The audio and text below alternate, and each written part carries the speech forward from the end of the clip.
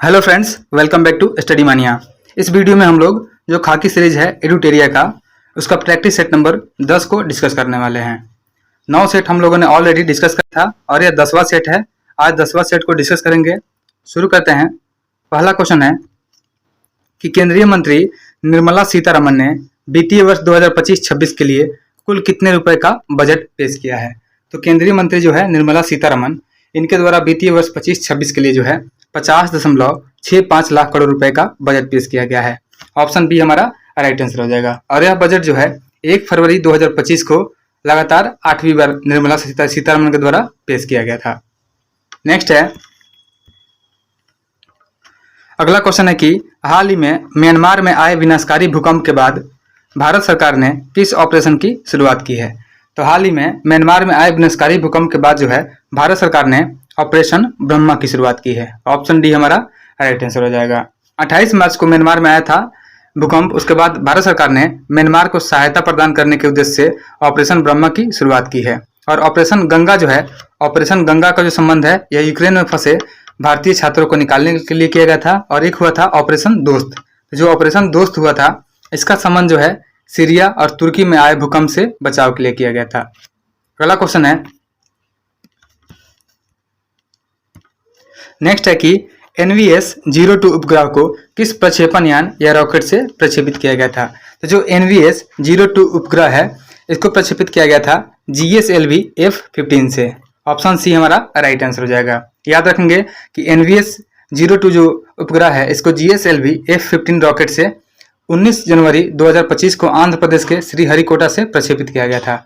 और यह प्रक्षेपण जो है श्रीहरिकोटा प्रक्षेपण केंद्र का 100वां उपग्रह भी है। याद रखेंगे कि यह 100वां उपग्रह भी है। साथ ही याद रखेंगे कि एक मिशन था स्पेसएक्स मिशन जो है यह PSLV C-60 के द्वारा लॉन्च किया गया था। अगला क्वेश्चन है 4 नंबर कि गुरु मायाधर राउत का हाल ही में निधन हो गया है। यह प्रसिद्ध व्यक्तित्व किस शास्त्रीय नृत्य से जुड़ी या जुड़े थे। तो गुरु मायाधर राउत हैं, इनका हाल ही में निधन हो गया है और यह प्रसिद्ध व्यक्ति जो हैं ओडिसी नृत्य से जुड़े हुए हैं। ऑप्शन बी हमारा राइट आंसर हो जाएगा। और इनका जो निधन हुआ है फरवरी 2025 में हुआ है। याद रखेंगे। साथ ही हम लोग कुछ चर्चित व्यक्ति के नाम याद रखेंगे कि जैसे एक है लतिका कट्ट। तो लतिका कट्ट का जो निधन हुआ है यह प्रसिद्ध मूर्तिकार रही हैं। मनमोहन सिंह जो जिनका निधन हुआ है यह भारत के 14वें प्रधानमंत्री थे।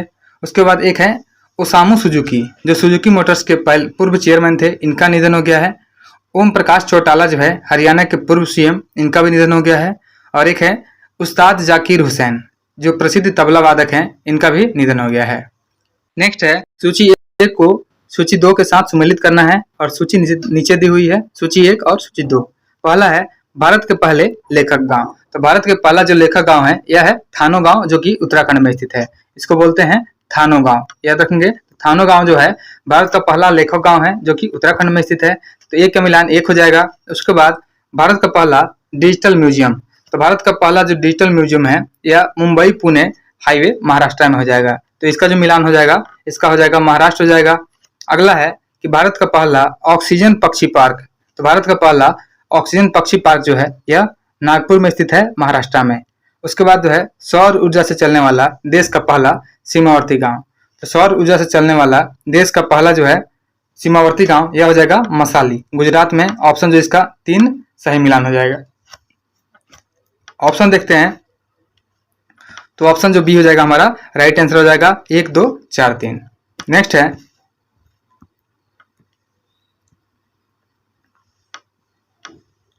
6 नंबर क्वेश्चन है कि नीति आयोग की पहली वित्तीय व्यवस्था सूचकांक 2025 में बिहार का स्थान है। तो नीति आयोग की पहली वित्तीय स्वास्थ्य सूचकांक है 2025, इसमें जो बिहार का स्थान रहा है 13वां रहा है। ऑप्शन बी हमारा राइट आंसर हो जाएगा। साथ ही याद रखेंगे कि इसे 24 जनवरी 2025 को 16वें वित्त आयोग के अध्यक्ष जो है डॉक्टर अरविंद पनवड़िया को जारी किया गया है। याद रखेंगे कि 16वें वित्त आयोग जो है इसका अध्यक्ष डॉक्टर अरविंद पनगड़िया को बनाया गया है। और साथ ही याद रखेंगे कि इसमें जो बिहार का स्थान रहा है वित्तीय स्वास्थ्य सूचकांक में यह 13वां रहा है। और प्रथम स्थान पे जो रहा है इसमें छत्तीसगढ़ रहा है। दूसरे पे प्रथम स्थान पे उड़ीसा रहा है, दूसरे पे छत्तीसगढ़ रहा है और तीसरे पे गोवा रहा है। साथ ही याद रखेंगे कि जो नीति आयोग है, तो नीति आयोग के जो वर्तमान उपाध्यक्ष है उनका नाम है सुमन के बरी, यानी इसका नाम रखेंगे सुमन बरी जो है नीति आयोग के वर्तमान उपाध्यक्ष हैं। अगला क्वेश्चन है कि आर्थिक सर्वेक्षण 2024-25 के अनुसार बेरोजगारी का दर घटकर कितना प्रतिशत हो गया है। तो आर्थिक सर्वेक्षण 2024-25 के अनुसार जो है बेरोजगारी का दर घट करके 3.2% हो गया है। ऑप्शन बी हमारा राइट आंसर हो जाएगा। साथ ही याद रखेंगे कि वित्तीय वर्ष 2025 में भारत की वास्तविक जीडीपी वृद्धि दर जो हो जाएगी यह 6.4 रहने का अनुमान लगाया गया है। वहीं वित्तीय वर्ष 2026 में जीडीपी वृद्धि दर जो है 6.3 से बढ़ करके यानी 6.3 से 6.8 के बीच होने का उम्मीद लगाया गया है। अगला क्वेश्चन है निम्न विकल्पों में से असत्य कथन का पहचान करना है, गलत स्टेटमेंट को चूज करना है। पहला है प्रधानमंत्री विद्या लक्ष्मी योजना, यह 2024 में शुरू किया गया था, यह बिल्कुल सही है। अगला है प्रधानमंत्री इंटर्नशिप योजना, यह भी 2024 में शुरू किया गया है, यह भी सही है। उसके बाद है पीएम सूर्योदय योजना, इसका भी शुरुआत जो है 2024 में किया गया है, यह भी बिल्कुल सही है। उसके बाद है प्रधानमंत्री गरीब कल्याण अन्न योजना, तो प्रधानमंत्री गरीब कल्याण योजना जो है यह कोविड-19 के समय में 2020 में शुरू किया गया था। याद रखेंगे कि इसको जो है 2020 में शुरू किया गया है, तो असत्य स्टेटमेंट चूज करना था, ऑप्शन डी हमारा राइट आंसर हो जाएगा। याद रखेंगे कि प्रधानमंत्री गरीब कल्याण अन्न योजना के अंतर्गत जो है मुफ्त खाद्यान्न वितरण की अवधि जो है 1 जनवरी 2024 से 5 साल के लिए बढ़ा दी गई है और यह 2020 में शुरू की गई थी। बाकी जो है प्रधानमंत्री विद्या लक्ष्मी योजना 2024 में शुरू की गई, प्रधानमंत्री इंटर्नशिप योजना 2024 में शुरू की गई और पीएम सूर्योदय योजना जो है यह भी 2024 में शुरू की गई थी। नेक्स्ट है वैभव सूर्यवंशी आईपीएल नीलामी में खरीदे जाने वाले दुनिया के सबसे युवा क्रिकेटर बन गए हैं। वैभव सूर्यवंशी बिहार के किस जिले से संबंधित है? तो वैभव सूर्यवंशी जो है बिहार के समस्तीपुर जिले से संबंधित है। ऑप्शन जो ए हो जाएगा हमारा राइट आंसर हो जाएगा। साथ ही याद रखेंगे कि सऊदी अरब के जेद्दा में आईपीएल 2025 के लिए आयोजित किया गया था खिलाड़ियों की नीलामी, जिसमें समस्तीपुर बिहार के वैभव सूर्यवंशी को राजस्थान रॉयल ने 1 करोड़ 10 रुपए में बोली लगाकर खरीदा था और वह आईपीएल नीलामी में खरीदे जाने वाले दुनिया के सबसे युवा क्रिकेटर भी बन गए हैं। साथ ही याद रखेंगे कि आईपीएल नीलामी में खरीदे गए बिहार के अन्य भी खिलाड़ी हैं, जैसे मुकेश कुमार जो गोपालगंज से हैं, उसके बाद है आकाशदीप जो रोहतास के हैं और एक है अनुकूल रॉय, तो जो अनुकूल रॉय हैं यह समस्तीपुर के हैं। नेक्स्ट है अगला क्वेश्चन है 10 नंबर कि हाल ही में एकीकृत त्रिसेवा विशेष बल अभ्यास जो है डेजर्ट हंट 2025 कहाँ संपन्न हुआ है? तो जो डेजर्ट हंट संपन्न हुआ है यह राजस्थान में संपन्न हुआ है। ऑप्शन ए हमारा राइट आंसर हो जाएगा। राजस्थान के जोधपुर में वायुसेना स्टेशन में इसे किया गया है और यह अभ्यास जो है त्रिसेवा अभ्यास यानी जल, वायु और थल तीनों के लिए सम्मिलित है और इसका मुख्य उद्देश्य है बेहतर समन्वय और भविष्य की चुनौतियों से निपटना। नेक्स्ट है हाल ही में चर्चा में रही दिया सलाई आत्मकथा का संबंध किससे है? तो हाल ही में चर्चा में रही है दिया सलाई आत्मकथा, इसका जो संबंध है कैलाश सत्यार्थी से है। ऑप्शन सी हमारा राइट आंसर हो जाएगा। साथ ही याद रखेंगे कि कैलाश सत्यार्थी को 2014 में शांति का नोबेल पुरस्कार जो है बचपन बचाओ आंदोलन के लिए प्रदान किया गया था। साथ ही याद रखेंगे कि बुकर पुरस्कार पाने वाली पहली भारतीय महिला जो हो जाएंगी अरुंधति राय। याद रखेंगे कि बुकर पुरस्कार पाने वाली पहली भारतीय महिला अरुंधति राय हैं। साथ ही याद रखेंगे कि इन्हें the God of small things पुस्तक के लिए भी यह पुरस्कार दिया गया था। कुछ पुस्तकें हैं और उनके लेखक हैं जो कि इंपॉर्टेंट है, आपको याद रखने हैं। जैसे विटनेस पुस्तक है, इसके लेखक हैं साक्षी मलिक। उसके बाद है इंडिया एज रेट 100, इसके जो लेखक हैं केवी सुब्रमण्यम है। उसके बाद है सोर्स कोड के जो लेखक हैं वह बिल गेट्स हैं। उसके बाद सिंधिया और 1857, इसके लेखक डॉक्टर राकेश पाठक हैं। उसके बाद है आजादी के जो लेखक हैं यह अरुंधति रॉय ही हैं। याद रखेंगे आजादी के लेखक अरुंधति रॉय हैं। उसके बाद है Jammu Kashmir and the Ladakh through the agents, यह रघुवेंद्र तंवर के द्वारा लिखी गई पुस्तक है। अगला क्वेश्चन है 12 नंबर, हाल ही में नीति आयोग के सीईओ के अनुसार भारत किस देश को पछाड़कर दुनिया की चौथी अर्थव्यवस्था बन गया है? तो हो जाएगा जापान। ऑप्शन जो सी हो जाएगा हमारा राइट आंसर हो जाएगा। नीति आयोग के जो प्रमुख कार्यकारी अधिकारी हैं BVR सुब्रमण्यम, इनके अनुसार जो है भारत जापान को पीछे छोड़कर विश्व की चौथी सबसे बड़ी अर्थव्यवस्था बन गया है और अब अगले 2.5 से 3 वर्षों में जर्मनी को पीछे छोड़कर तीसरा स्थान प्राप्त करने की ओर अग्रसर है। नेक्स्ट है, अगला है क्वेश्चन नंबर 13 कि हाल ही में यशोदा एआई अभियान किसके द्वारा शुरू किया गया है। तो हाल ही में जो है यशोदा एआई अभियान को शुरू किया गया है, यह शुरू किया गया है राष्ट्रीय महिला आयोग के द्वारा। ऑप्शन बी हमारा राइट आंसर हो जाएगा। साथ ही याद रखेंगे कि यह महिलाओं में एआई लिटरेसी और डिजिटल अवेयरनेस फैलाने के लिए लाया गया है। इसके तहत जो है महिलाओं को एआई, साइबर सिक्योरिटी और डिजिटल सेफ्टी के बारे में सिखाया जाएगा और इसे राष्ट्रीय महिला आयोग और फ्यूचर शिफ्ट लैब ने मिलकर तैयार किया है। साथ ही याद रखेंगे कि राष्ट्रीय महिला आयोग जो है यह एक सांविधिक निकाय है, यह संवैधानिक नहीं है। याद रखेंगे कि राष्ट्रीय महिला आयोग जो है एक सांविधिक निकाय है और यह महिला एवं बाल विकास मंत्रालय के अंतर्गत काम करती है और इसका जो स्थापना है राष्ट्रीय महिला आयोग अधिनियम 1990 के प्रावधानों के तहत 31 जनवरी 1992 को हुआ था। याद रखेंगे इसका जो स्थापना हुआ था 31 जनवरी 1992 को राष्ट्रीय महिला आयोग का स्थापना किया गया था और इसका जो मुख्यालय है नई दिल्ली में है और इसके जो पहले अध्यक्ष बने यह जयंती पटनायक है। उसके बाद वर्तमान में जो अध्यक्ष हैं विजया किशोर राहटकर है। याद रखेंगे कि राष्ट्रीय महिला आयोग जो है इसके वर्तमान में जो अध्यक्ष हैं उनका नाम है विजया किशोर राहटकर। अगला क्वेश्चन है, हाल ही में कौन टीम इंडिया के नए टेस्ट कप्तान बने हैं। तो हाल ही में टीम इंडिया के नए टेस्ट कप्तान जो बने हैं यह है शुभमन गिल। ऑप्शन सी हमारा राइट आंसर हो जाएगा।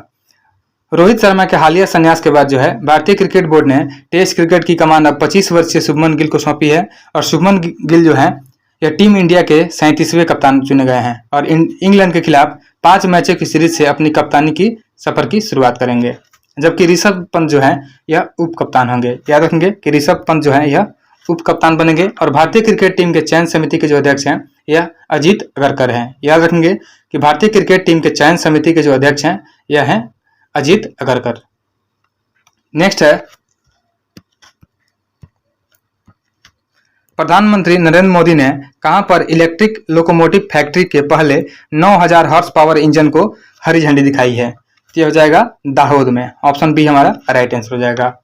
मोदी जी ने 26 मई को गुजरात के दाहोद में लोको मैन्युफैक्चरिंग रेलवे वर्कशॉप का उद्घाटन किया है और इस दौरान उन्होंने सुविधा में निर्मित पहले 9000 horse power engine electro locomotive जो है इसको हरी झंडी दिखाई है और इस परियोजना की जो आधारशिला रखी गई थी 2022 में इसकी आधारशिला रखी गई थी। अगला क्वेश्चन है,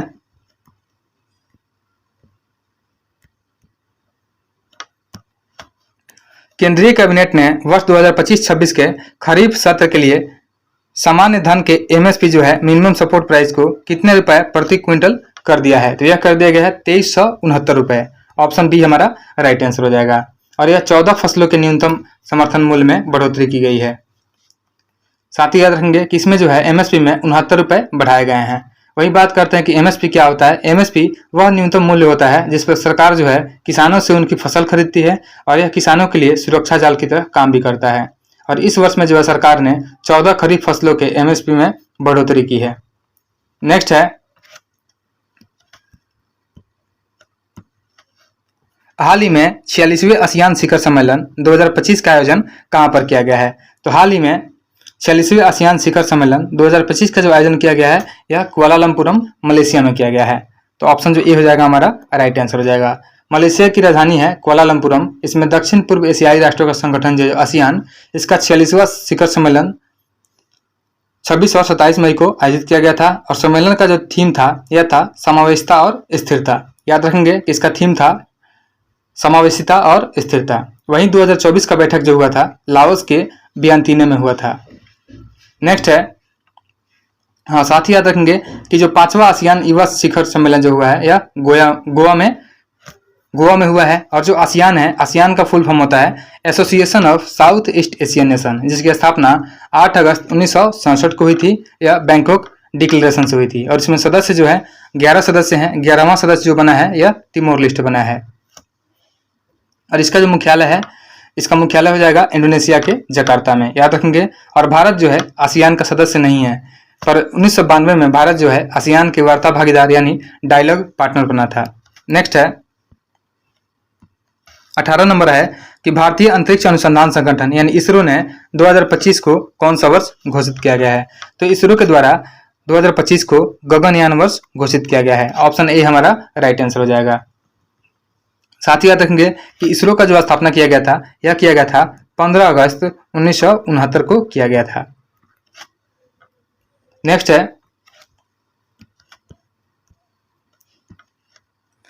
निम्नांकित कथनों में से असत्य कथन का चयन कीजिए। पहला है कि 1980 के दशक में जनहित याचिका भारत में विकसित हुई। यह बिल्कुल सही स्टेटमेंट है। पीएन भगवती के टाइम में जो है 1980 के दशक में जनहित याचिका विकसित हुई थी। उसके बाद है पर्यावरण से संबंधित समस्या के लिए भी जनहित याचिका दायर की जा सकती है, यह भी सही है। उसके बाद है भारत में जनहित याचिका लाने वाले पीएन भगवती थे, यह भी बिल्कुल सही है। अगला है कि यह याचिका केवल सर्वोच्च न्यायालय में ही दायर की जा सकती है, जो कि बिल्कुल गलत हो जाएगा, क्योंकि जो जनहित याचिका होती है यह सर्वोच्च न्यायालय और उच्च न्यायालय यानी हाई कोर्ट दोनों में दायर की जा सकती है। तो इसमें असत्य चूज करना था, ऑप्शन डी हमारा राइट आंसर हो जाएगा। नेक्स्ट है कि भारतीय संविधान किस तिथि को अंगीकृत किया गया था। तो भारतीय संविधान को जो है 26 नवंबर 1949 को अंगीकृत किया गया था। ऑप्शन जो ए हो जाएगा हमारा राइट आंसर हो जाएगा। अगला क्वेश्चन है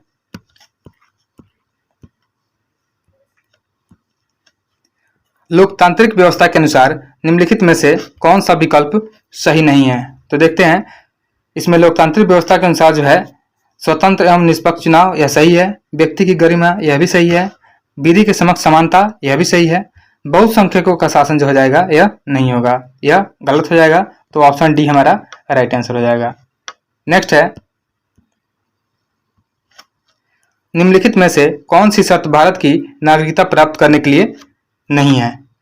तो ऑप्शन देखते हैं, इसमें है जन्म जो है यह है। संपत्ति का अधिकार जो हो जाएगा भारत में नागरिकता प्राप्त करने के लिए नहीं है, तो ऑप्शन बी हमारा राइट आंसर हो जाएगा। बाकी जो है पंजीकरण से भारत की नागरिकता प्राप्त की जा सकती है, जन्म के आधार पर कर सकते हैं और वंश के आधार पर कर सकते हैं।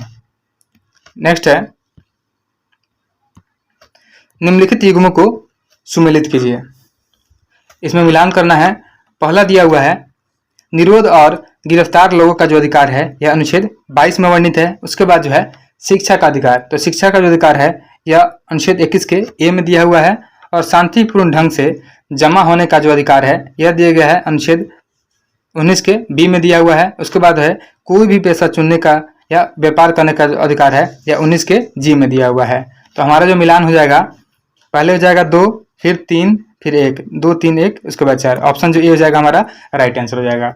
जो शिक्षा का अधिकार है यह अनुच्छेद 21 के ए में आता है। निरोध और गिरफ्तार पाए गए लोगों का अधिकार जो है अनुच्छेद 22 में आता है। शांतिपूर्ण ढंग से जमा होने का अधिकार जो है 19 के बी में आता है। और कोई भी पेशा चुनने एवं व्यापार करने का जो अधिकार है अनुच्छेद 19 के जी में आता है। नेक्स्ट है किसी निचली अदालत द्वारा अपने अधिकार क्षेत्र का अतिक्रमण कर किसी मुकदमे की सुनवाई करने पर उच्चतम या उच्च न्यायालय द्वारा कौन सी रिट जारी की जाएगी। तो इसमें जो है प्रतिषेध आदेश का रिट जारी किया जाएगा। ऑप्शन बी हमारा राइट आंसर हो जाएगा। जब कोई निचली अदालत अपने अधिकार क्षेत्र के अतिक्रमण करके किसी मुकदमे की सुनवाई करती है तो ऊपर की अदालतें जो होती हैं उच्च न्यायालय या सर्वोच्च न्यायालय उसे ऐसा करने से रोकने के लिए प्रतिषेध आदेश जारी करती है। नेक्स्ट है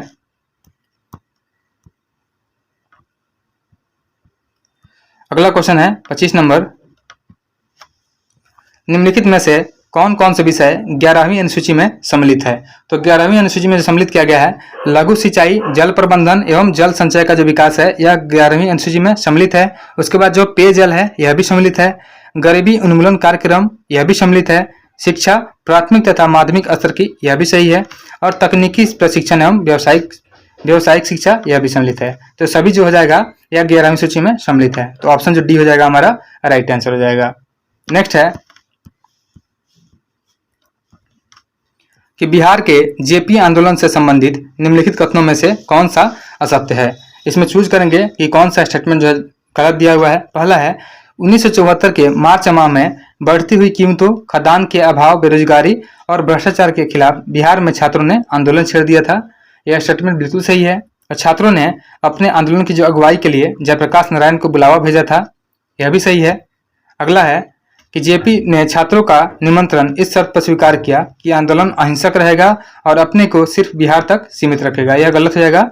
यह तो सही है कि आंदोलन अहिंसक रहेगा, लेकिन उसने बोला था कि यह जो आंदोलन रहेगा ये सिर्फ बिहार ही नहीं, यह सेंट्रल लेवल तक जाएगा। तो ऑप्शन जो सी हो जाएगा गलत हो जाएगा। हमारा आंसर ऑप्शन सी हो जाएगा। अगला है कि जयप्रकाश नारायण के नेतृत्व में चल रहे आंदोलन के साथ ही रेलवे के कर्मचारियों ने भी एक राष्ट्रव्यापी हड़ताल का आह्वान किया था। यह भी सही है। नेक्स्ट है, अगला क्वेश्चन है कि पंचायत समिति के प्रधान या प्रमुख का चुनाव कौन करता है? तो पंचायत समिति के प्रधान या प्रमुख का जो चुनाव होता है यह पंचायत समिति के सदस्यों के द्वारा होता है। तो ऑप्शन जो सी हो जाएगा हमारा राइट आंसर हो जाएगा। नेक्स्ट है,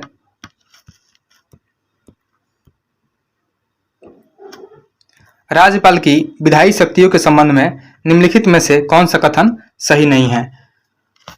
तो देखते हैं, उसे विधानमंडल का सत्र बुलाने, उसका सत्रावसान करने तथा विधानसभा को विघटित करने का अधिकार होता है। यह सही है। अगला है, विधानसभा के चुनाव के बाद जो है पहले सत्र में तथा प्रत्येक वर्ष के पहले सत्र में राज्यपाल विधानमंडल को संबोधित करता है। यह भी सही दिया हुआ है। और अगला है कि जब विधानमंडल का सत्र नहीं चल रहा हो तो वह अध्यादेश जारी कर सकता है। यह भी सही है। और वह अध्यादेश जो रहता है यह 6 सप्ताह के तक वैलिड होता है। उसके बाद जो है वह स्वविवेक में मुख्यमंत्री तथा अन्य मंत्रियों की नियुक्ति एवं उनके पद का वितरण कर सकता है। यह स्टेटमेंट गलत है, तो ऑप्शन जो डी हो जाएगा हमारा राइट आंसर हो जाएगा। नेक्स्ट है, निम्नलिखित में कौन सा निर्वात में यात्रा नहीं कर सकता है? तो निर्वात में यात्रा जो है ध्वनि नहीं कर सकती है। ऑप्शन सी हमारा राइट आंसर हो जाएगा। ध्वनि के लिए जो है माध्यम का होना अनिवार्य होता है और ध्वनि जो है ठोस माध्यम में अधिक तीव्र गति से गमन करती है। नेक्स्ट है, इसमें सूची 1 को सूची 2 से मिलाना है। ये सूची दिया हुआ है 1 और 2। देखते हैं, पहला है होलोग्राफी। तो जो होलोग्राफी है, होलोग्राफी का जो खोज किया गया था यह डेनिस गैबर के द्वारा किया गया था। तो इसका मिलान जो हो जाएगा 3 हो जाएगा। उसके बाद है विद्युत अपघटन का नियम, यह दिया गया था फैराडे के द्वारा। अगला है शीतलन नियम जो कि न्यूटन के द्वारा दिया गया था। और उसके बाद है दाब का नियम या पास्कल के द्वारा दिया गया था। तो मिलान जो हो जाएगा हमारा 3, 1, 4, 2। ऑप्शन जो ए हो जाएगा हमारा राइट आंसर हो जाएगा। नेक्स्ट है,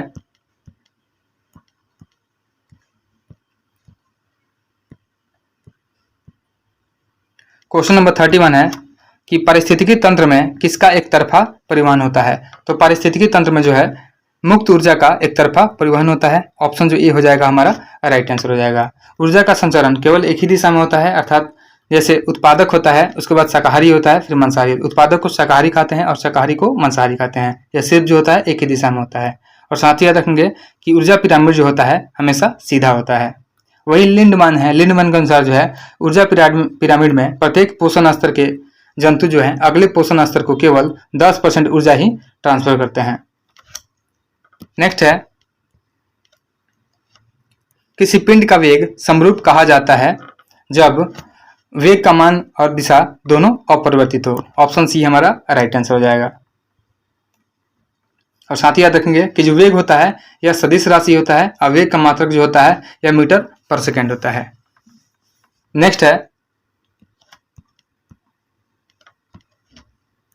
यदि कोई ग्रह सिकुड़ना शुरू कर देता है तो जी का मान, यदि कोई ग्रह सिकुड़ना शुरू कर देगा तो जी का जो मान होता है वह बढ़ने लगेगा। ऑप्शन जो ए हो जाएगा हमारा राइट आंसर हो जाएगा। और जी का जो मान होता है यह होता है 9.8 मीटर पर सेकेंड स्क्वायर होता है। अगला क्वेश्चन है कि उत्तल लेंस की फोकस दूरी सबसे अधिकतम होगी। तो उत्तल लेंस की फोकस दूरी सबसे अधिकतम जो होती है यह लाल प्रकाश के लिए होती है। ऑप्शन डी हमारा राइट आंसर हो जाएगा। लाल रंग के प्रकाश के लिए जो है फोकस दूरी अधिक, जबकि बैगनी रंग के लिए सबसे कम होती है। नेक्स्ट है, सीमेंट के जमने के दौरान क्रिया होती है। तो सीमेंट के जमने के दौरान जो है सीमेंट का जलयोजन होता है। ऑप्शन सी राइट आंसर हो जाएगा। सीमेंट का जमना जो है यह ऊष्माक्षेपी प्रक्रिया है और सीमेंट में जिप्सम का प्रयोग करते हैं और यह सीमेंट के जमने को नियंत्रित करता है। साथ ही याद रखेंगे कि सीमेंट के पूर्ण जलयोजन के लिए 38% जल की आवश्यकता होती है। अगला क्वेश्चन है 36 नंबर, नियॉन जो है, नियॉन का बोर-बरी नियम के अनुसार सही इलेक्ट्रॉनिक विन्यास है। तो इसका सही इलेक्ट्रॉनिक विन्यास हो जाएगा 2 और 8 हो जाएगा। ऑप्शन जो बी हो जाएगा हमारा राइट आंसर हो जाएगा। नेक्स्ट है,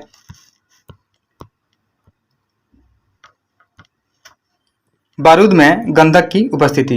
तो बारूद में जो गंधक की उपस्थिति होती है यह ज्वलन ताप को घटाती है ऑप्शन ए हमारा राइट आंसर हो जाएगा।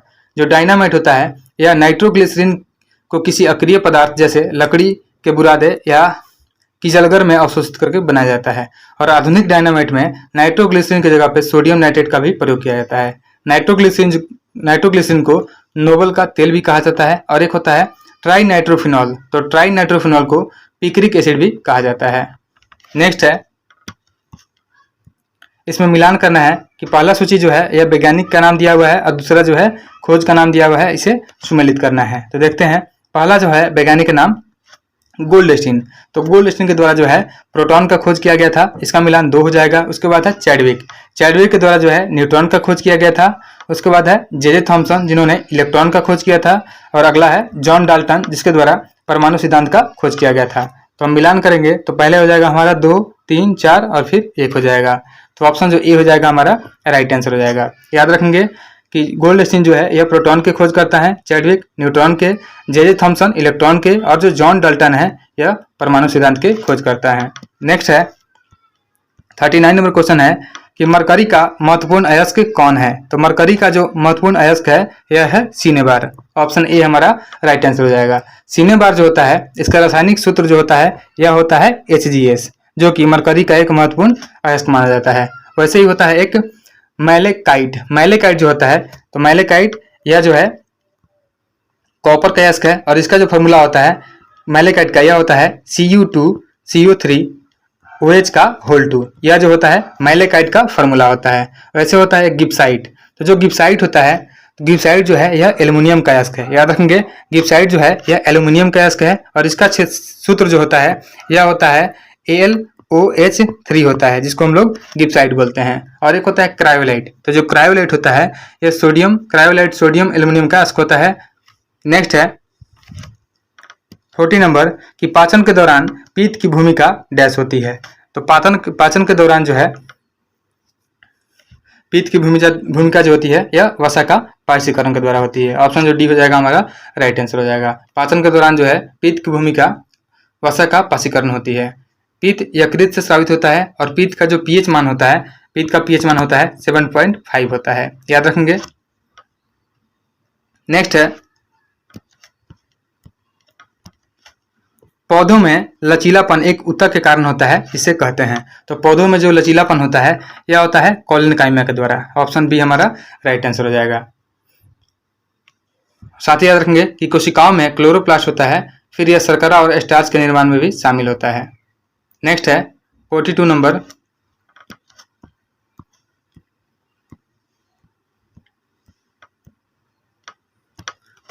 है निम्नलिखित में कौन सा कथन सत्य है। सही स्टेटमेंट को चूज करना है। अपचयन अभिक्रिया के दौरान जो है परमाणु में इलेक्ट्रॉन्स ग्रहण होते हैं, यह बिल्कुल सही स्टेटमेंट है। तो ऑप्शन जो ए हो जाएगा हमारा राइट आंसर हो जाएगा। अपचयन अभिक्रिया के दौरान परमाणु में इलेक्ट्रॉन जो होते हैं ग्रहण होते हैं, याद रखेंगे। और अपचयन के दौरान जो है हाइड्रोजन का ग्रहण किया जाता है, ऑक्सीजन का त्याग होता है, इलेक्ट्रॉन का ग्रहण होता है और विद्युत धनात्मक तत्वों की संख्या बढ़ जाती है। नेक्स्ट है अगला है, इसमें सूची का मिलान करना है। सूची 1 और 2 दिया हुआ है। पहले है सबसे विषैली मछली, तो सबसे विषैली जो मछली हो जाएगी यह हो जाएगी स्टोन मीन, याद रखेंगे। सबसे विषैली मछली स्टोन मीन है। सबसे बड़ा जो विषाणु हो जाएगा यह हो जाएगा पॉक्स हो जाएगा। और उसके बाद है सबसे ऊंचा स्तनपायी जो कि जिराफ हो जाएगा और सबसे छोटा जंतु जो हो जाएगा यह अमीबा हो जाएगा। तो हमारा जो मिलान हो जाएगा ऑप्शन यह हो जाएगा सबसे पहले 3, फिर 2, 4, 1, ऑप्शन जो ए हो जाएगा हमारा राइट आंसर हो जाएगा। नेक्स्ट है निम्न में से कौन सा पादप हार्मोन पौधे की वृद्धि को रोकता है। तो हो जाएगा एब्सिक एसिड। याद रखेंगे कि जो एब्सिक एसिड है यह पौधे के हार्मोन मतलब ये वृद्धि को पौधे की वृद्धि को रोकता है, यह हो जाएगा एब्सिक एसिड। यह एक हार्मोन है, पौधे का हार्मोन है। ऑप्शन डी हमारा राइट आंसर हो जाएगा। और यह पत्तियों के विलगन के मुख्य भूमिका निभाता है और यह पुष्पन में भी बाधक होता है। और साथ ही जानेंगे एक होता है साइटोकाइनिन। तो जो साइटोकाइनिन होता है यह जीर्णता को रोकता है और जो ऑक्सीजन हार्मोन निकलता है यह पौधे की वृद्धि को कंट्रोल करने वाला हार्मोन होता है और ऑक्सीजन साथ ही साथ खरपतवार नाशी भी होता है। नेक्स्ट है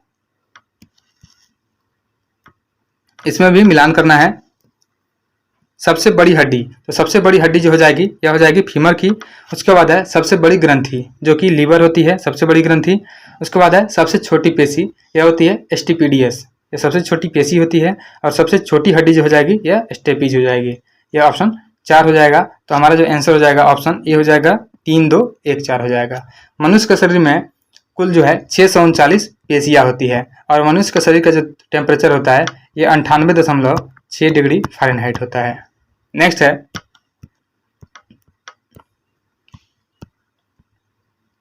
इसमें भी मिलान करना है।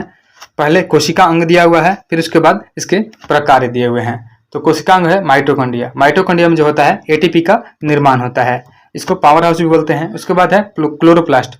क्लोरोप्लास्ट जो है यह प्रकाश संश्लेषण होता है इसके कारण, तो ऑप्शन इसका ए हो जाएगा। उसके बाद है राइबोसोम। तो राइबोसोम जो है प्रोटीन संश्लेषण में सहायता प्रदान करता है। उसके बाद होता है लाइसोसोम। तो लाइसोसोम को आत्मघाती थैली भी बोलते हैं, यह अंतःकोशिकीय पाचन का काम करता है। तो इसका मिलान जो हो जाएगा 3 हो जाएगा। माइटोकॉन्ड्रिया में जो है मैट्रिक्स से पायरुविक एसिड के द्वारा क्रेब्स चक्र के उपरांत जो है कोशिकीय श्वसन के उपरांत 36 ATP ऊर्जा उत्पन्न होती है। और क्लोरोप्लास्ट जो है यह इसमें क्लोरोफिल पाया जाता है। साथ ही याद रखेंगे कि लाइसोसोम में हाइड्रोलाइटिक एंजाइम पाया जाता है जो अंतःकोशिकीय पाचन में सहायक होते हैं। अगला क्वेश्चन है,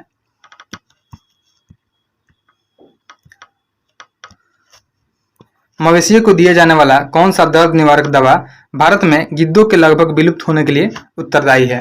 तो यह हो जाएगा डाइक्लोफिनेक। डाइक्लोफिनेक जो हो जाएगा यह गिद्धों के लगभग विलुप्त होने के लिए उत्तरदायी है। ऑप्शन जो डी हो जाएगा हमारा राइट आंसर हो जाएगा। पशुओं के इलाज के दौरान दी जाने वाली दर्द निवारक दवा है डाइक्लोफिनेक। यह भारत में गिद्धों के विलुप्त होने का कारण है। गिद्ध को नुकसान से भारत में जीरोस्ट्रियन यानी पारसी समुदाय पर सामाजिक प्रभाव पड़ने लगा, क्योंकि यह समुदाय जो है परंपरागत रूप से टावर्स ऑफ साइलेंस में मानव लाशों के निपटान के लिए गिद्धों का प्रयोग करते थे। और एस्पिरिन एसिटिल जो है यह सैलिसिलिक एसिड है, इसका प्रयोग जो है एनाल्जेसिक और एंटीपायरेटिक के रूप में करते हैं। और एक होता है इब्रुप्रोफेन, एक प्रबल दर्द निवारक दवा है। नेक्स्ट है,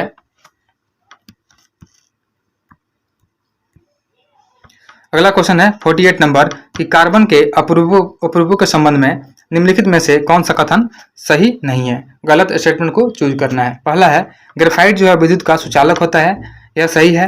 हीरा जो है कठोरतम ज्ञात पदार्थ है, यह भी सही है। फ्लोरीन जो होता है यह कार्बन का एक अपरूप है, यह भी सही है। हीरा के बाद जो है ग्रेफाइट दूसरा कठोरतम पदार्थ है, यह गलत हो जाएगा। तो ऑप्शन जो डी हो जाएगा हमारा राइट आंसर हो जाएगा। नेक्स्ट है, निम्नलिखित युग्मों पर विचार कीजिए। पहला स्टेटमेंट दिया हुआ है, इसमें नीचे पढ़ लेते हैं, उपयुक्त पूरा स्थलों में से कौन सा युग्म सही सुमेलित नहीं है? तो इसमें गलत को चूज करना है, यानी गलत कौन सा दिया हुआ है। तो पहला दिया हुआ है महागढ़ा जो कि उत्तर प्रदेश में है, यह सही है। उसके बाद है बुर्जहम जो है यह कश्मीर में है। बुर्जहम जो गर्तावास पाए जाते हैं कश्मीर में है। उसके बाद हल्लूर जो हो जाएगा यह आंध्र प्रदेश में नहीं होगा, क्योंकि हल्लूर जो है यह कर्नाटक में है। याद रखेंगे हल्लूर जो है यह कर्नाटका में है, तो यह गलत हो जाएगा। उसके बाद है पयमपल्ली, तो पयमपल्ली जो है यह तमिलनाडु में है, यह भी गलत है। पयमपल्ली जो है तमिलनाडु में है, तो 3 और 4 हो जाएंगे गलत हो जाएंगे। जो पयमपल्ली है यहाँ से काला चना, ज्वार बाजरा, मवेशी भेड़ और सुअर के अवशेष पाए गए हैं। वहीं जो हल्लूर है, हल्लूर कर्नाटक में है, यहाँ से पुरातत्वविदों ने ज्वार बाजरा, मवेशी भेड़ बकरी और सुअर के साक्ष्य मिले हैं। और बुर्जहम से तो जानते ही हैं कि यहाँ से गर्तावास, उसके बाद दलहन, कुत्ते आदि का साक्ष्य मिले हैं। और महागढ़ा जो है जो उत्तर प्रदेश में है, यहाँ से चावल और मवेशी के साक्ष्य प्राप्त हुए हैं। नेक्स्ट है,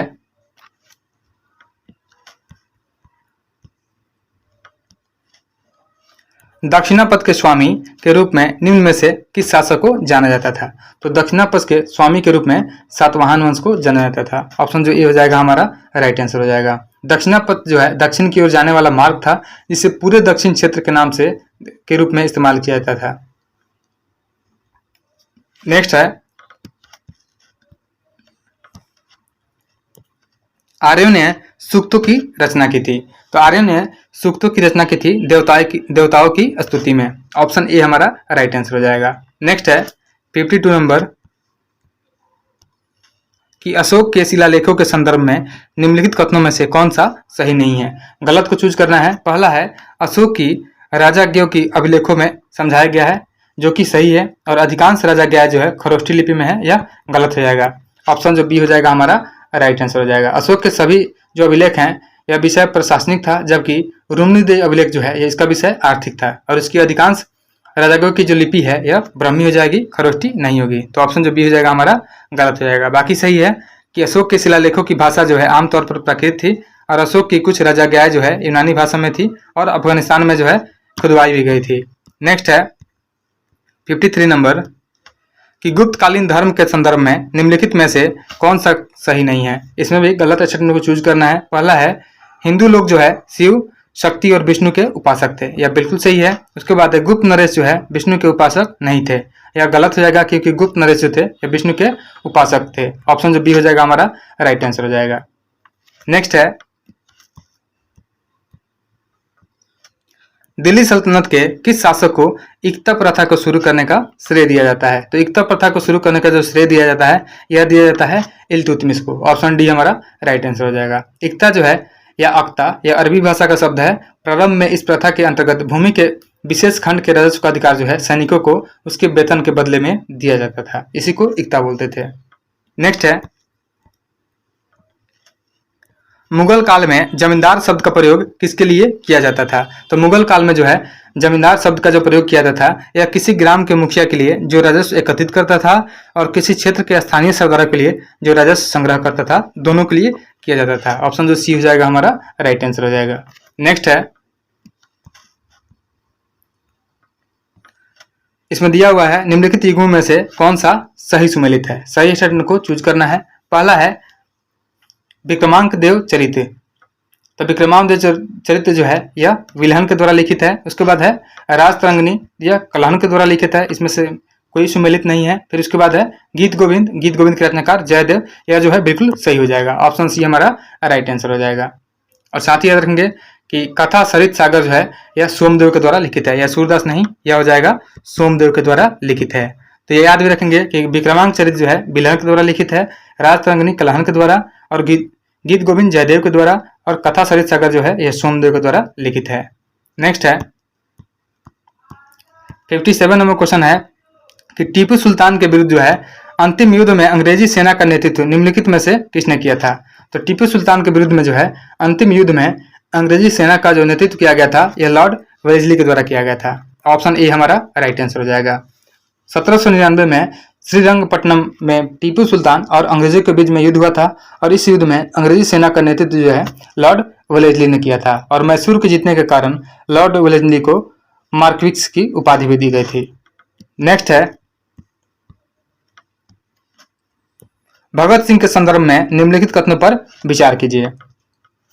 पहला है कि ये हिंदुस्तान सोशलिस्ट रिपब्लिकन एसोसिएशन के संस्थापक थे, यह सही स्टेटमेंट है। और इन्होंने बीके दत्त के साथ जो है केंद्रीय विधान परिषद में बम फेंका था, यह भी बिल्कुल सही है। तो दोनों स्टेटमेंट सही हो जाएगा। ऑप्शन सी हमारा राइट आंसर हो जाएगा। नेक्स्ट है लीग द्वारा प्रत्यक्ष कार्यवाही दिवस किस तिथि को मनाने का आह्वान किया गया था। तो मुस्लिम लीग के द्वारा जो है प्रत्यक्ष कार्यवाही दिवस मनाने का आह्वान जो किया गया था यह किया गया था 16 अगस्त 1946 को। तो ऑप्शन जो सी हो जाएगा हमारा राइट आंसर हो जाएगा। याद रखेंगे कि कैबिनेट मिशन की विफलता के बाद जो है मुस्लिम लीग ने अपनी पाकिस्तान की मांग मंगवाने के लिए जन आंदोलन शुरू करने का फैसला किया तथा 16 अगस्त 1946 को प्रत्यक्ष कार्यवाही दिवस मनाने का आह्वान किया। और इस दिन जो है कलकत्ता में दंगे भड़क उठे थे और इन दंगों में हजारों लोग मारे गए और मार्च 1947 तक उत्तर भारत के विभिन्न भागों में भी हिंसा फैल गई थी। नेक्स्ट है इसके शासनकाल में जजिया कर को समाप्त कर दिया गया था। तो यह था जहांदार शाह के शासनकाल में जो है जजिया कर को समाप्त कर दिया गया था।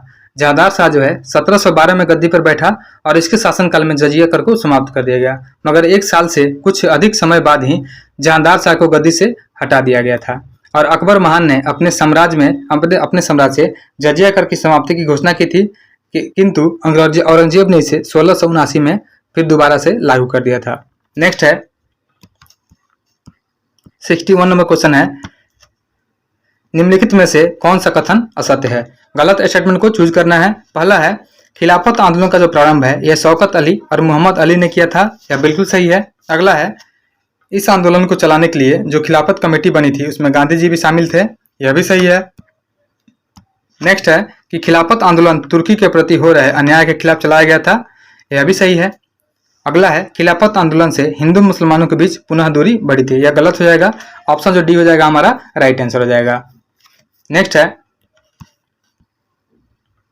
अगला क्वेश्चन है कि रॉयल इंडियन नेवी विद्रोह किस वर्ष हुआ था। तो रॉयल इंडियन नेवी विद्रोह जो हुआ था यह फरवरी 1946 में हुआ था। ऑप्शन सी हमारा राइट आंसर हो जाएगा। और इसमें मजदूर एवं अन्य द्वारा इसका साथ दिया गया था और नाविकों तथा उनके समर्थकों और ब्रिटिश फौज तथा पुलिस के बीच जो है संघर्ष हुआ। इसमें बंबई के करीब 300 लोगों की मृत्यु हुई थी। नेक्स्ट है प्रायद्वीपीय पठार के संदर्भ में नीचे दिए गए युगों में से कौन सा सही सुमेलित है। सही को चूज करना है। पहला है उत्तर पश्चिमी जो विस्तार है यह अरावली पर्वत तक है। उसके बाद पूर्वी विस्तार जो है मेघालय का पठार हो जाएगा और दक्षिणी विस्तार जो है यह काडेमम पहाड़ी हो जाएगी। उसके बाद है पश्चिमी विस्तार यह नल्ला मरे रेंज, यह की गलत हो जाएगा। तो शुरू वाले जो 3 है यह सही है। तो ऑप्शन जो सी हो जाएगा हमारा राइट आंसर हो जाएगा। कि प्रायद्वीपीय पठार के संदर्भ में जो है प्रायद्वीपीय पठार के उत्तर पश्चिम में अरावली पर्वत का विस्तार है और दिल्ली के पास तक अरावली के रायसीना पहाड़ी के नाम से जाना जाता है। और इसका पूर्वी विस्तार जो है मेघालय पठार तक विस्तृत है। गारो खासी जयंतिया मेघालय पठार के ही भाग हैं। तो ऑप्शन जो हो जाएगा हमारा 3 राइट आंसर हो जाएगा। चौथा जो है यह गलत है क्योंकि पश्चिमी भाग में जो इसका विस्तार पश्चिमी घाट तक है, न कि नालामलाई रेंज तक। याद रखेंगे कि पश्चिमी जो विस्तार है यह विस्तार जो है पश्चिमी भाग में पश्चिमी घाट तक है जहां इसकी औसत ऊंचाई जो है बढ़ जाती है। और नल्लामलाई जो है यह प्रायद्वीपीय पठार के पूर्वी घाट में स्थित है। नेक्स्ट क्वेश्चन है 64 नंबर कि निम्नलिखित में से कौन सा कथन असत्य है। गलत स्टेटमेंट को चूज करना है। पहला है हिमाचल, हिमालय और शिवालिक के मध्य महत्वपूर्ण स्थान जो है दून है, यह सही है। उसके बाद है बृहत हिमालय की घाटियों में भोटिया प्रजाति के लोग जो है निवास करते हैं, यह भी सही है। अगला है ऊंचाई पर स्थित घास के मैदान को द्वार कहा जाता है, यह गलत हो जाएगा। ऑप्शन जो सी हो जाएगा हमारा गलत हो जाएगा। नेक्स्ट है फूलों की घाटी, यह हिमाचल हिमालय में स्थित है, यह सही है। फूलों की घाटी जो है यह चमोली डिस्ट्रिक्ट में उत्तराखंड में स्थित है, तो यह सही है। जो सी नंबर ऑप्शन है हमारा यह गलत दिया हुआ है। नेक्स्ट है 65 नंबर क्वेश्चन है निम्नलिखित नदी एवं सहायक नदी को सही सुमेलित करना है। तो पहला दिया हुआ है बूढ़ी गंडक, तो बूढ़ी गंडक की जो सहायक नदी हो जाएगी मसान नदी हो जाएगी। उसके बाद बागमती है, बागमती की लखनदेई हो जाएगी। कोसी की जो सहायक नदी हो जाएगी यह हो जाएगी इंद्रावती। और महानंदा की जो हो जाएगी सहायक नदी यह हो जाएगी मेची। याद रखेंगे बूढ़ी गंडक की सहायक नदी में मसान है, बलोर है, धनौती है। बागमती में लालबकिया और लखनदेई है। कोसी की सहायक नदी अरुण, तमोर, उसके बाद दूध कोसी, इंद्रावती और सोन कोसी है। और महानंदा की जो सहायक नदी है उसमें मेची है, बालासन है, कंकई और कालिंदी है। नेक्स्ट है 66 नंबर क्वेश्चन है कि वायु दाब में अचानक कमी आने किसका सूचक माना जाता है। तो वायु दाब में अगर अचानक कमी आती है तो यह तूफान के आने का सूचक होता है। ऑप्शन जो बी हो जाएगा हमारा राइट आंसर हो जाएगा। और वायु दाब अगर धीरे धीरे गिरता है तो वर्षा होने का अनुमान लगाया जाता है, यानी वायु दाब जब धीरे धीरे गिरेगा तो वर्षा होने का अनुमान लगाया जाएगा। और वायु धीरे धीरे बढ़ता है वायु दाब तो मौसम जो होता है साफ समझा जाए, साफ होने की संभावना व्यक्त की जाती है। नेक्स्ट है निम्न में से किस महासागर में सबसे चौड़ी महाद्वीपीय मग्न तट स्थित है। तो यह स्थित है आर्कटिक महासागर में। ऑप्शन सी हमारा राइट आंसर हो जाएगा। आर्कटिक महासागर में सबसे चौड़ा जो है महाद्वीपीय मग्न तट है। नेक्स्ट है 68 नंबर क्वेश्चन है कि गेहूं की फसल के संदर्भ में निम्नलिखित में से कौन सा कथन असत्य है। गलत स्टेटमेंट को चूज करना है यहाँ पे। इसकी खेती के लिए वार्षिक वर्षा जो है 50 से 75 सेमी के बीच होनी चाहिए, यह सही है। और गेहूं जो है मुख्यतः खरीफ की फसल है, जो कि गलत है। गेहूं जो है रबी की फसल हो जाएगी। तो ऑप्शन जो बी हो जाएगा हमारा गलत स्टेटमेंट हो जाएगा। अगला है भारत में गेहूं का क्षेत्र जो है उत्तर पश्चिमी मैदान है, सही है। और गेहूं की बुनाई के समय जो हो 20-25 डिग्री सेल्सियस तापमान होना चाहिए, यह भी सही है। नेक्स्ट है अगला क्वेश्चन है कि चलवासी पशुपालन के रूप में अपना जीवन यापन करने वाली जो मसाई जनजाति है कहाँ निवासी है। तो मसाई जनजाति जो है यह पूर्वी अफ्रीका में निवास करती है। ऑप्शन जो सी हो जाएगा हमारा राइट आंसर हो जाएगा। मसाई अपने पशुओं से अत्यधिक स्नेह करते हैं तथा मरने के बाद जो है पशुओं का खून पीते हैं। नेक्स्ट है अगला क्वेश्चन है कि अर्धगुच्छित वस्तियां निम्न में से किस क्षेत्र में व्यापक रूप से पाई जाती है। तो अर्धगुच्छित वस्तियां जो है यह पाई जाती है गुजरात के मैदान और राजस्थान में। ऑप्शन सी हमारा राइट आंसर हो जाएगा। नेक्स्ट है भौगोलिक क्षेत्र की दृष्टि से भारत के निम्न में से कौन सा जिला सबसे बड़ा है। तो भौगोलिक क्षेत्र की दृष्टि से जो है भारत का कच्छ जिला जो है यह सबसे बड़ा हो जाएगा। ऑप्शन बी हमारा राइट आंसर हो जाएगा। और साथ ही याद रखेंगे कि भारत का सबसे छोटा जिला जो हो जाएगा यह माहे हो जाएगा, पुडुचेरी का जिला हो जाएगा। नेक्स्ट है 72 नंबर क्वेश्चन है, निम्नलिखित झीलों में से कौन सी लैगून झील है। इसमें लैगून झील को चूज करना है। पहला है चिल्का झील, यह एक लैगून झील है। उसके बाद जो है पुलिकट झील, यह भी लैगून झील है। और वेम्बनाड झील, यह भी लैगून झील है। तो 1, 3 और 4 जो है यह लैगून झील है। ऑप्शन जो डी हो जाएगा हमारा राइट आंसर हो जाएगा। याद रखेंगे कि चिल्का झील, पुलिकट झील और वेम्बनाड झील यह जो है लैगून झील के एग्जाम्पल है। और वूलर झील जो है यह जम्मू कश्मीर केंद्र शासित प्रदेश में है। और वूलर झील का निर्माण जो है भूगर्भीय क्रियाओं से हुआ है। और यह भारत की सबसे बड़ी मीठे पानी की झील है। याद रखेंगे कि वूलर झील जो है यह मीठे पानी की झील है। और भारत की सबसे बड़ी लैगून झील जो हो जाएगी यह चिल्का झील हो जाएगी। और साथ ही याद रखेंगे कि एक पुलिकट झील है जो आंध्र प्रदेश और तमिलनाडु की सीमा पर स्थित है। और यह झील जो है कोरोमंडल तट पर स्थित है। एक है वेम्बनाड झील, जिसे पूर्णमदा के नाम से जाना जाता है और भारत की सबसे लंबी झील है। साथ ही केरल राज्य की सबसे बड़ी झील भी है। और एक है वेम्बनाड, जिसे पूर्णमदा के नाम से जानते हैं इसको, वेम्बनाड को, कि भारत की सबसे लंबी झील है और केरल राज्य की सबसे बड़ी झील है। नेक्स्ट है 73 नंबर है कि उष्णकटिबंधीय घास के मैदान को कहते हैं। तो उष्णकटिबंधीय घास के मैदान को सवाना बोलते हैं। ऑप्शन सी हमारा राइट आंसर हो जाएगा।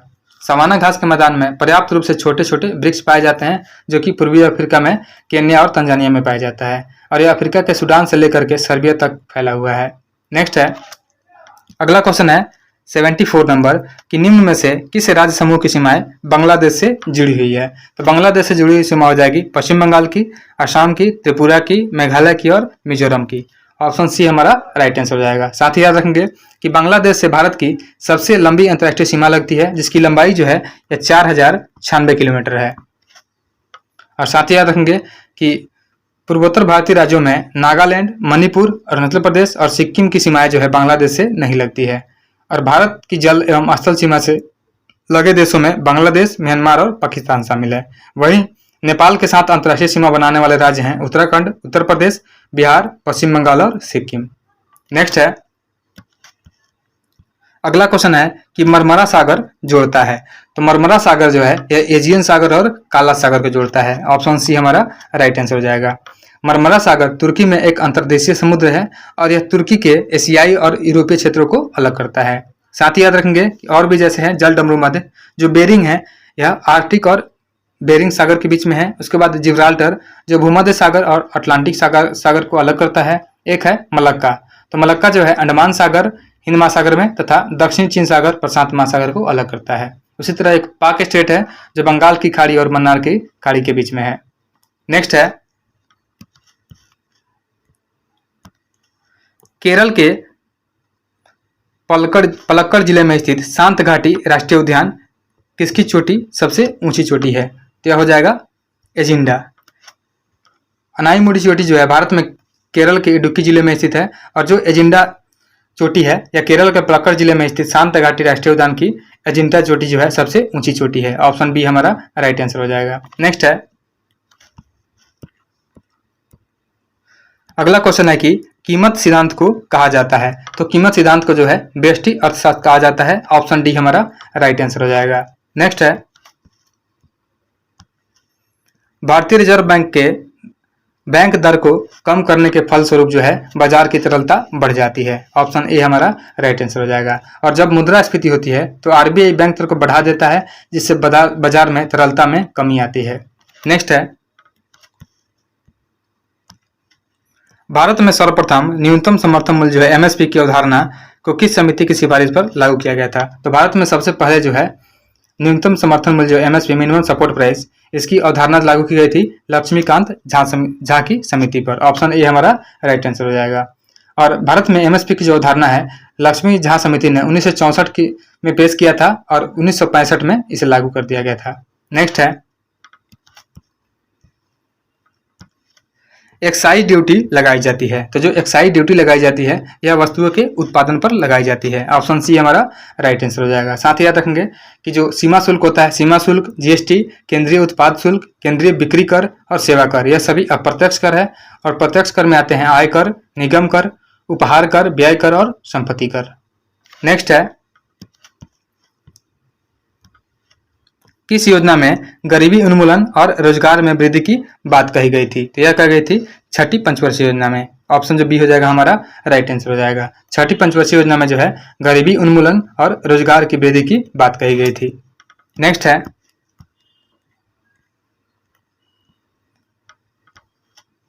पूंजीवादी अर्थव्यवस्था को निम्नलिखित में से किस अन्य नाम से जाना जाता है? तो पूंजीवादी अर्थव्यवस्था का जो है बाजार अर्थव्यवस्था के नाम से जाना जाता है। ऑप्शन बी हमारा राइट आंसर हो जाएगा। नेक्स्ट है, डिस्क थ्रो किस खेल से जुड़ा हुआ है? तो जो डिस्क थ्रो है यह एथलेटिक्स से जुड़ा हुआ है। ऑप्शन सी हमारा राइट आंसर हो जाएगा। 5वीं शताब्दी के पूर्व में प्राचीन रोमन मूर्तिकार जो है मायरोन द्वारा बनाई गई कृति है डिस्क बोलोस, जिसमें एक युवा जो है एथलीट को डिस्क फेंकते हुए दिखाया जाता है। और साथ ही याद रखेंगे कि कृष्णा पुनिया जो है एक भारतीय डिस्क थ्रोअर खिलाड़ी हैं। याद रखेंगे कृष्णा पुनिया जो है यह भारतीय डिस्क थ्रोअर खिलाड़ी हैं। नेक्स्ट है 84 नंबर, कि रुक्मिणी देवी अरुंडेल किस शास्त्रीय नृत्य शैली की प्रसिद्ध कलाकार थी? तो रुक्मिणी देवी अरुंडेल जो है यह भरतनाट्यम की प्रसिद्ध कलाकार थी। ऑप्शन जो बी हो जाएगा हमारा राइट आंसर हो जाएगा। और इन्हें 1956 में पद्म विभूषण से सम्मानित किया गया है और 1956 में ही इन्हें राज्यसभा का सदस्य भी नामित किया गया था। और इन्हें 1957 में संगीत नाटक अवार्ड और 1967 में संगीत नाटक एकेडमी फेलोशिप भी दिया गया था। नेक्स्ट है 85 नंबर क्वेश्चन है कि जनगणना 2011 के अनुसार किस राज्य में सर्वाधिक अनुसूचित जनजाति प्रतिशत है? यानी एससी की सबसे ज्यादा परसेंटेज जो है किस राज्य में है? तो हो जाएगी पंजाब में। ऑप्शन सी हमारा राइट आंसर हो जाएगा। साथ ही याद रखेंगे कि सर्वाधिक अनुसूचित जाति जनसंख्या वाला जो राज्य है उत्तर प्रदेश है और न्यूनतम अनुसूचित जाति जनसंख्या वाला राज्य हो जाएगा अरुणाचल प्रदेश और नागालैंड हो जाएगा। नेक्स्ट क्वेश्चन है,